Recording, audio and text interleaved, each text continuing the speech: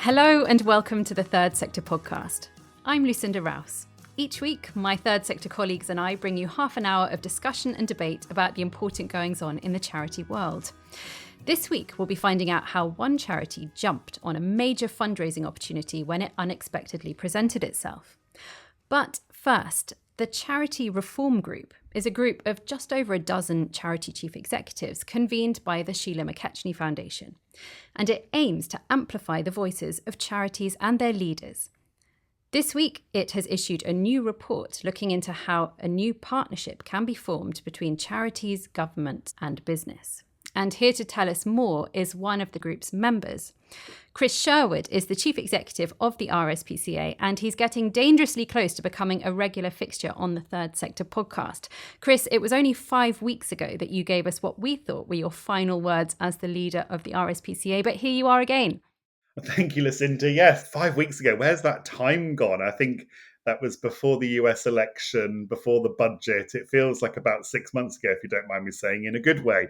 But I'm delighted to be back on the podcast again today. Well, thank you very much for joining us once again. So today you're here to tell us about the work of the Charity Reform Group. And could you please tell us what this vision is for a new partnership between charities, government and businesses? The Charity Reform Group is hosted, as you said, by the Sheila McKechnie Foundation, and it's an informal group of about 14 charity chief execs who came together to look at how we can harness the potential of charities and their leaders. And where this was triggered from, Lucinda, was a quick and dirty piece of research that SMK did, looking at the fact that charity leaders are just so underrepresented in national conversations. If we use prisms like Question Time or Newsnight, we really under-index on those TV programs or any questions on Radio 4, which are kind of where we come together as a nation and debate the hot topics of the nation. But journalists, business leaders, they have a much better representation on those. And that was a real problem for us because we felt that actually third sector leaders have got something important to contribute. You know, we are there often at the margins of society, working with some of the most vulnerable people in our society and looking at issues that really we want to bring into those national conversations. So our vision really around this work was, how can we bring that expertise and insight from the voluntary sector, from social sector, into those national conversations, because we feel that society is missing out on that and we think we've got something to contribute to the conversation. And so what is specifically new in this report? I think the Charity Reform Group's been going for about 2 years now. What's new this week? Well, what's exciting about this report is it's a collection of essays, and I had the privilege of being asked by SMK to actually pen an essay, which is looking at really what the sector looks like at the moment, how it needs to change, how we can spark those broader conversations about how we're all contributing to creating the good society, one where, you know, the world is kinder, compassionate, and we're much more considerate of our impact on each other, on our communities, on the planet, and on animals. And so this collection of essays has been pulled together with a kind of summary, which is sort of setting out a course, really. And I think it's timely. We've got a new government, a new administration in power, who've really committed to that kind of reset with the sector through the new civil society covenant. It's opportune time for us to think about how we move forward. We don't claim to represent the sector, but we're a group of 14 CEOs who've come together to try and spark some conversations. So we really welcome the opportunity to be on the Third Sector podcast, because there are some really important issues for us to talk about here. How do we ensure that the agendas that we care really passionately about as leaders in our sector go from the margins of public debate to being mainstream in public debate? Why is it, do you think, that charities' voices are typically left out of the conversation? Why are charities not on the same level as businesses, for example? This sounds like a great PhD question, doesn't it? I'd quite like to do that as a PhD at some point, maybe when I'm in my 50s and I'm, thinking about a different type of kind of lifestyle. But look, on a serious note, we actually did a really fine-grained consultation with people. We talked to people in politics, we talked to people in, kind of trade bodies, we talked to people in academia as well, and in the media, to try and get a sense of why are charity voices left out of the conversation. And what came out of that was that we were seen as too niche, too narrow, that we can only talk about the particular cause that we represent, rather than actually, as myself as a leader in 2 charities now and about to join the RSPCA with that kind of rich breadth of experience I bring to the conversation, and also seen as a little bit too risk averse as well. And I think this comes to mind. We've had the Chancellor of the Exchequer and the new leader of the opposition speaking at the CBI conference this week.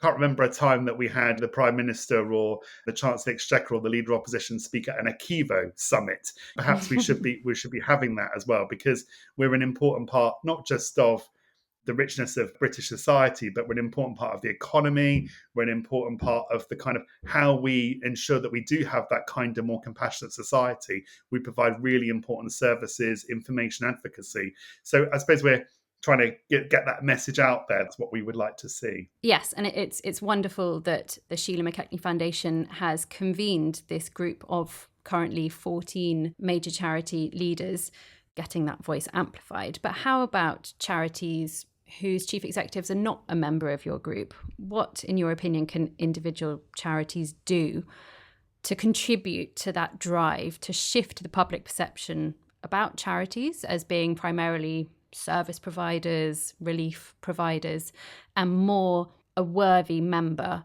of this national debate on big issues that affect us all? I think that there's some really important stuff that we can do. First of all, our infrastructure in the sector.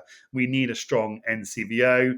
I am on the board of NCVO, but we need a strong NCVO. We need a strong Akivo, because there are equivalents of the CBI for the charity sector. They play a really important role in being able to advocate on behalf of the sector to government. And we saw that recently with the excellent campaign that both organisations ran to really cast a light on the fact that £1.4 billion is going to come out of the sector as a result of the rise in employers' national insurance contributions. So we need those strong sector bodies to advocate on our behalf, and they need our support as well.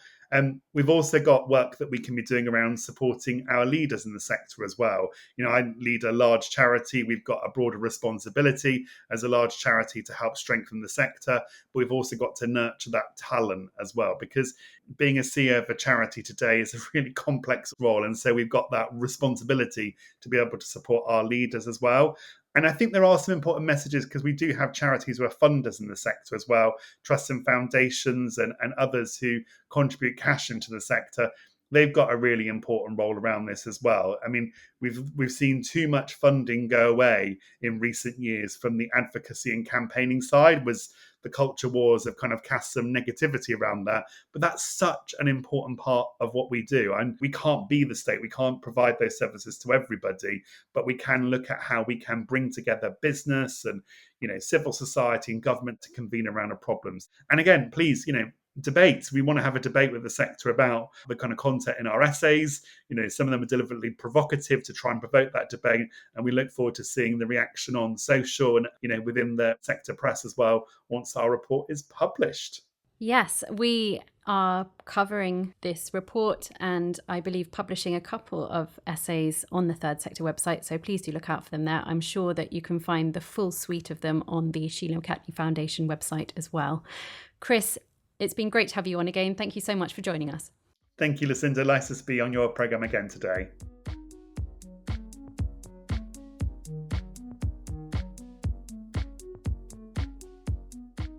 Moving on to this week's main discussion. How ambitious are you in your charity's fundraising activities?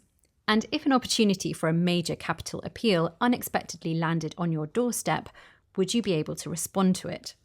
I suspect these were questions that passed through the minds of the senior leadership team at Leeds Hospitals Charity when a chance conversation with a consultant neurologist led to the launch of an appeal of more than £6 million to build a new centre for the treatment of motor neuron disease.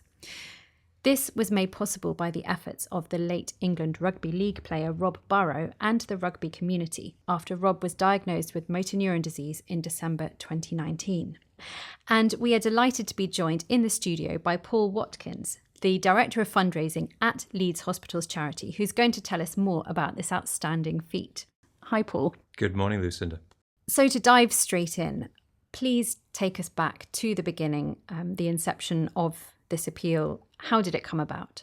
So if you cast your mind back to early 2020, COVID would probably be my starting point on this journey. I joined the charity at a point where We weren't really a fundraising organisation as such. We were a passive recipient of funds from grateful patients, etc.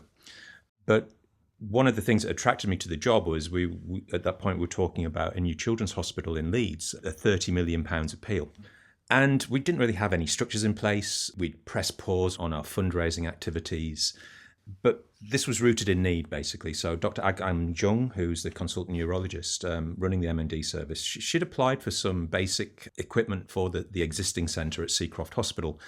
And it really wasn't that much. It was hoists, it was to improve toilet facilities, because obviously as people's wheelchairs have increased in size, etc., the facilities are over 100 years old and you couldn't basically use the toilets. So we said, actually, is that what you need? And Agam went away.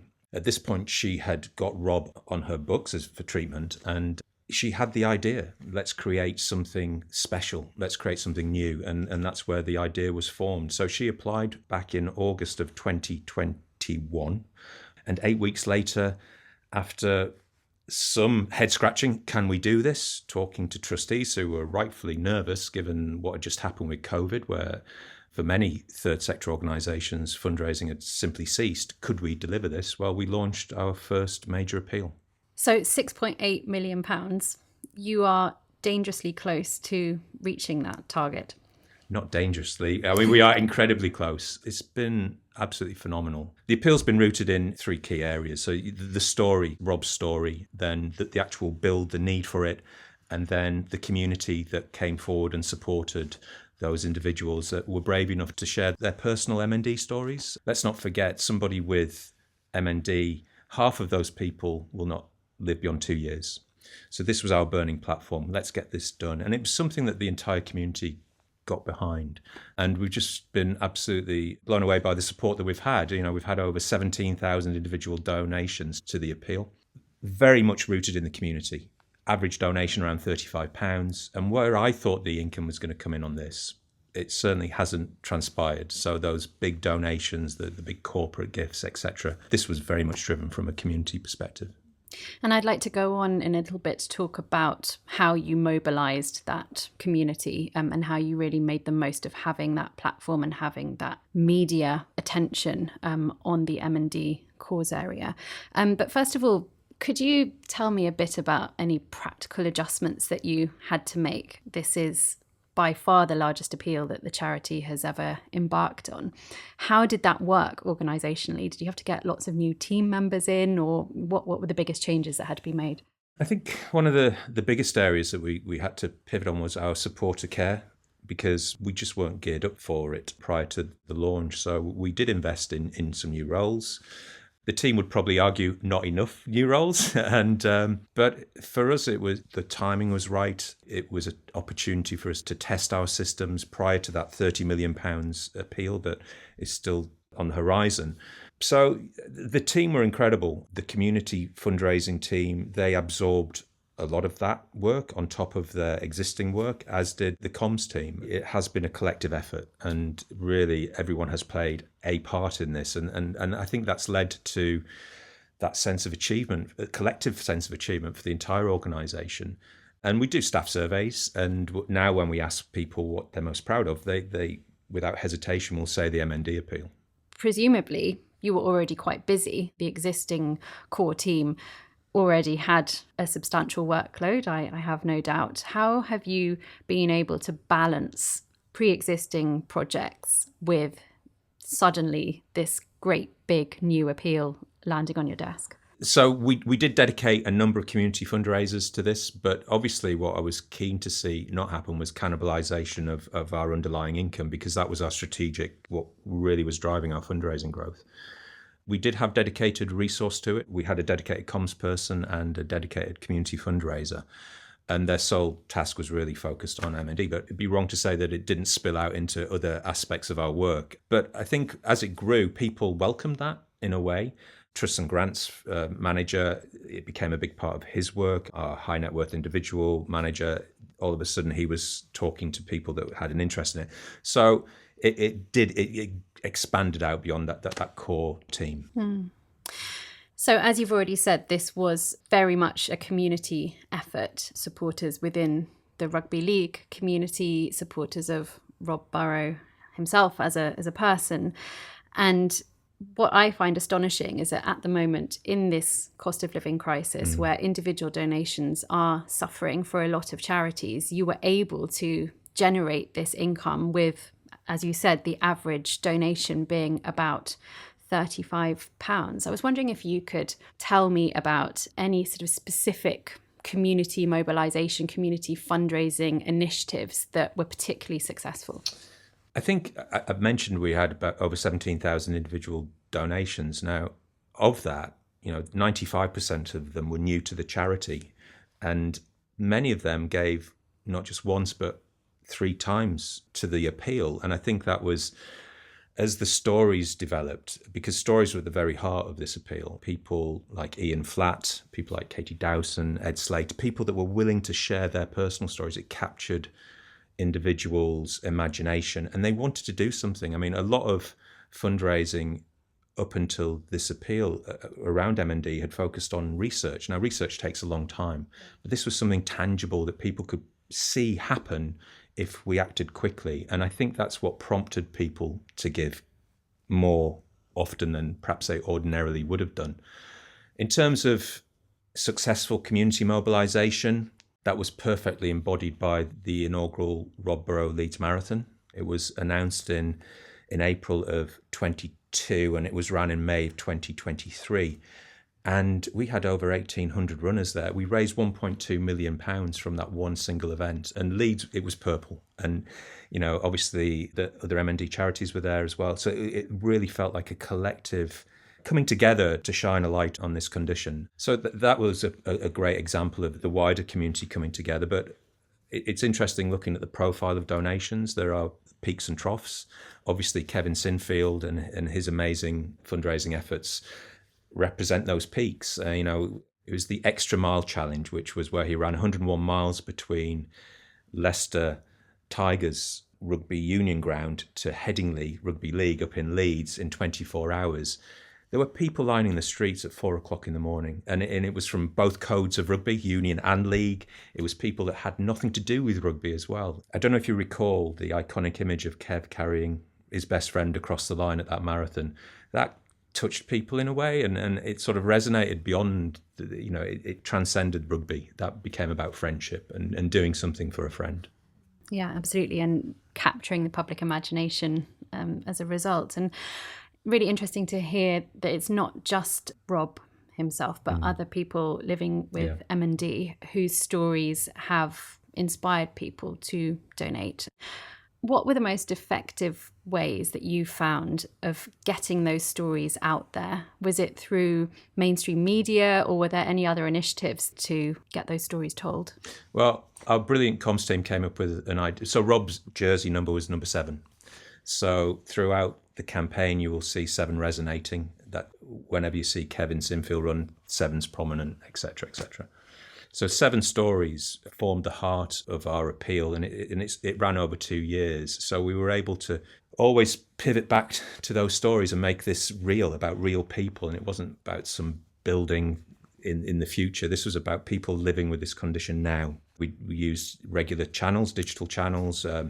We didn't really go hell for leather with actual physical product. It was a lot of digital emails, etc., just to keep people in touch with us, tell them about the milestones in the build so they could see that there was progression. And obviously we felt that was a burning platform for us. We had a finite amount of time, and had we had the time, we would have dearly have loved to have Rob see the building. It wasn't meant to be, unfortunately. But yeah, usual channels, people engaged in a way that I'd not sort of witnessed before. They were very invested in this, more so than other appeals I've run in my career. And that must have been very important for the conversion of one-off donors. As you said, you had lots of those 17,000 supporters giving multiple times. Any other tips that you could provide to other charities on what particularly worked in terms of that conversion? So as a charity, we cover a wide spectrum of support for many different types of condition. And so we sent that to people with that support of the M&D appeal, not knowing what the response rate. Well, 10% of them came back and they actually support the wider work of the charity. And of that 10%, over half, actually more than one area of the charity's work. So we have seen, I think it's just about raising awareness at that level, because many people, when you say you work for a hospital's charity, that they're unaware of the actual breadth and scope of that work. And for me, it's a fascinating area, because I knew very little about MND up until this appeal was launched, and then you immerse yourself in it, and then you understand it. And for me, a driver is getting under the skin of the condition and truly understanding what it is, and hearing people's stories and feeling as if you are making a difference. And this has been a wonderful appeal to be involved in and work on. Rob and his rugby colleagues have a national platform.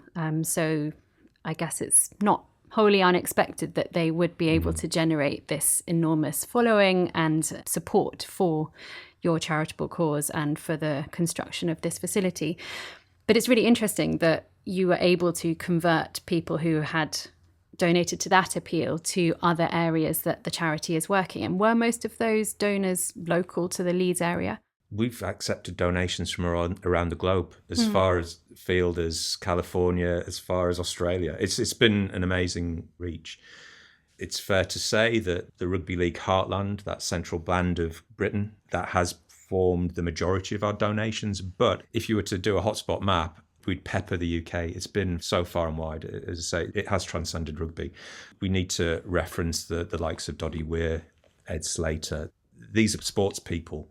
Like Rob, made themselves available at the time of their greatest vulnerability. And it's a testament to their bravery that the appeal did what it has achieved. But then thinking about these other areas that you're raising funds for, unrelated to Rob and indeed M&D, have you seen those converted supporters coming from all corners of the globe supporting, for example, what you're doing for children, or is that more of a local support base? I think that's more of a local support base. We support Leeds Teaching Hospitals Trust, which has a regional reach and actually takes patients from as far afield as Scotland. It would be an overreach to say that, you know, beyond our immediate sphere of influence, that we've attracted new supporters. But, you know, I had a trustee recently asking me if I felt as if I'd done enough to promote legacies. Well, we put out a legacy advert in a national newspaper, and we received a legacy from Kent. And I think that is all part of our work, where we've elevated the profile of the charity through this appeal. Leeds Hospitals Charity hasn't been front and centre. People don't necessarily associate the appeal with us, and that's not important. At the heart of this is about the individuals that will help. But, you know, I think our brand recognition has increased as a result of it, but that wasn't the goal. Never was, but there's some nice spin-offs as a result. It sounds like you've tried a whole suite of different methods of mobilising supporters, of getting the word out, of telling those stories that are compelling people to support the cause. Was there anything that you tried that actually wasn't as successful as you thought it might have been? It's the old adage, fail fast if you're going to. And we did try things. We tried webinars. We thought we'd get the community that had supported the appeal. We emailed them, said, join us on, we're going to have a webinar tonight, and you can see how the build's progressing. Technology let us down. It was something we hadn't done before. I'm not in a rush to do it again, if I'm honest, but that said, it did result in a large single donation. So, you just don't know where and how it's going to land. We did try some TV advertising as well around the time of the marathon. We put out some advertising. It didn't really land. Now, the analysis of it might have been that we'd already been talking to those people, in that rugby heartland. And so it didn't really return the levels that we perhaps anticipated, and certainly that we'd got when we put out a similar campaign during COVID, in that first lockdown period. You try things. If they don't work, you concentrate on those things that do. So we moved on quickly. And how have you collaborated with other charities operating in the M&D space, if you have indeed at all? Absolutely. That's what's been beautiful about the appeal as well. Sort of 5 key charities that have come to the fore through this. We have collaborated with the M&D Association in Ireland, Doddy Weir's Foundation, the Derby Rimmer charity as well. We have shared volunteers. If there's been a large event, we'll put as many people in the field as we can to help. Shared bucket collections. We've shared online giving platforms as well, where it's very clear that the donations received will be shared between the 5 entities. And it goes back to that point. This is about us trying our best for the people living with MND and their families. You put aside whatever organisational blinkers you might ordinarily have on to deliver the best results. And it is astounding what you've achieved in terms of the sheer number of supporters coming behind this appeal, and the fact that the average amount donated was really very modest, £35 or so. Was it a strategic choice that you were going to go after those lower level donations as opposed to having a major gift channel to this appeal as well? I wish I could claim such foresight. However, that's not the case. I had envisaged it coming in different ways than it actually had. It was as a result of all the people I've mentioned, their stories that resulted in this. I'd like to say it was a master plan of mine, but it certainly wasn't. But no, I mean, that shows, again, you tried multiple different things. You said some things didn't work, so therefore you move on. And the fact that the charity has been nimble enough to be able to respond to things that are working really, really well is testament to how it's been such a success, really. You're very kind, Lucinda. Thank you. Now, as a final question for you, Paul, it must have been a very busy few years, and it's not over yet. You are close to reaching your target for this appeal and for this wonderful sounding centre to come into reality.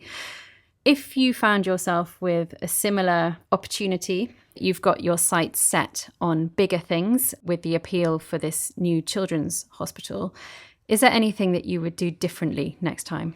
Reflecting back on the last 4 years, I think I've got to probably apologise to my team a little bit in terms of the expectation that they would take this on. They rose to the challenge absolutely superbly. I've done appeals in the past, and I've got to say this one has driven itself through those stories. The lesson I've learned from this would be that I'd replicate that. At the heart of every good fundraiser is storytelling, and every good appeal has those stories that resonate. So I'd probably just be reinforcing that more. There's nothing I'd particularly not do. The supporter care journeys, the lessons we've learned, they're there. The team structures are formed around that. So I would enter into that sort of larger appeal, knowing that the team could deliver. How we've managed this one with confidence. But it's only possible with teamwork, so the teamwork that we've needed to have with these teaching hospitals. It's been challenging for anybody that works in our area of philanthropy and charity will know that sometimes there's a little bit of a disconnect between what you think is possible and what the NHS structures feel is possible. So it's getting those things in greater alignment. So, for example, it wasn't until quite late on in the appeal that we could go out to major donors and talk about what was actually going to be in the centre. The focus initially had been very much on the bricks and mortar, the foundations, but actually what was the service going to deliver? And as soon as we had that shopping list, if you like, people said, yes, can we support X, Y, and Z? And if we'd have had that earlier, I think it would have made for a smoother appeal, if you like, if it could have been even smoother. Well, Paul, it has been so interesting to hear about this appeal. All the best with the very last bit of it. And thank you so much for joining us. My pleasure. Thanks, Lucinda. We hope you enjoyed our discussion with Paul. And that's it for this week. We'll be back next week to hear how the Royal Academy of Music is reaching supporters at the other end of the donor spectrum. Thank you to our guests today. Our producer this week is Till Owen.